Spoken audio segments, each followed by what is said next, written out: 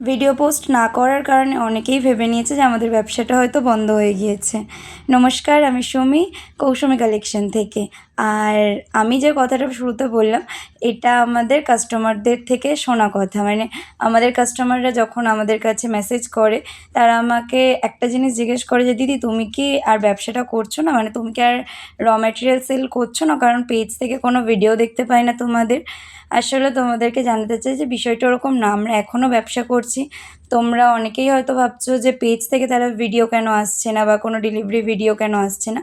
আসলে আমরা ডেলিভারিও করছি, সবই করছি। কিন্তু আমার বাড়ির কিছু কারণে, আমার বাড়ি থেকে কিছু সমস্যার কারণে আমি বাড়ি থেকে ভিডিওতে ভয়েস ওভার দিতে পারছি না বা ভিডিওটা কন্টিনিউ করতে পারছি না। আর প্রত্যেকটা ডেলিভারির আগে কখনো কখনো ভিডিও নেওয়া সম্ভব হয় না। তো সে কারণে আমাদের বহুদিন ভিডিও পোস্ট করা হয়নি।